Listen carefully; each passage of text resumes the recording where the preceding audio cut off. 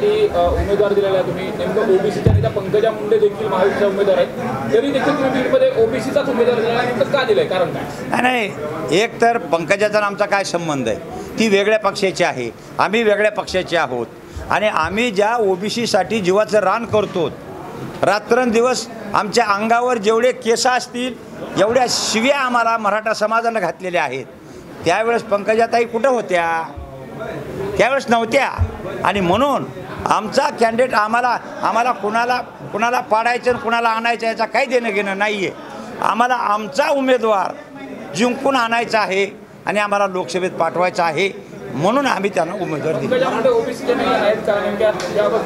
तुम्ही त्यांना विचारा, ओबीसीच्या आंदोलनामध्ये आल्या नाहीत असं आमचं स्पष्ट मत आहे आणि म्हणून ते ओबीसी आहेत किंवा नाही त्यांना विचारून घ्या.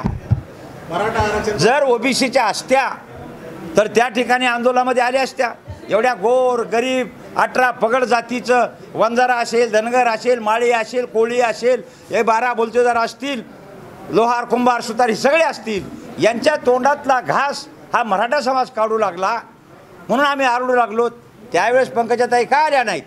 ओबीसी संदर्भात त्यांची भूमिका कशी? ओबीसी संदर्भात पंकजा मुंडेंची भूमिका कशी? आज त्यांना विचारा ना, मला काय माहिती त्यांची भूमिका दिसली कशी?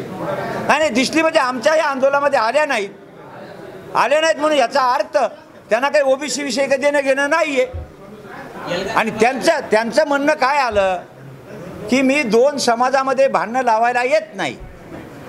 मग त्यावेळेस आमच्या नेत्याने आम्ही विचारलं की आम्ही कुणाबरोबर भांडणं करायला लागलो, म्हणजे आमच्या आरक्षणाचा आम्ही बचाव करायला लागलो का आम्ही भांडणं करायला लागलो, हे आम्ही त्यांना सुद्धा बोललेले आहेत. सगळं झालेलं आहे. भुजबळ साहेबांचा आशीर्वाद घेऊन तुम्ही ही पार्टी स्थापन केली, बीडमध्ये देखील उमेदवार दिले, तर भुजबळ साहेबांचा बीडमधल्या उमेदवाराला आशीर्वाद? अहो, महाराष्ट्रात जिथं आम्ही आमचे उमेदवार उभे आहेत तिथं भुजबळ साहेबाचा आशीर्वाद आम्हाला आहे, कारण भुजबळ साहेबाचा आशीर्वाद घेऊनच आम्ही पार्टी स्थापन केलेली आहे.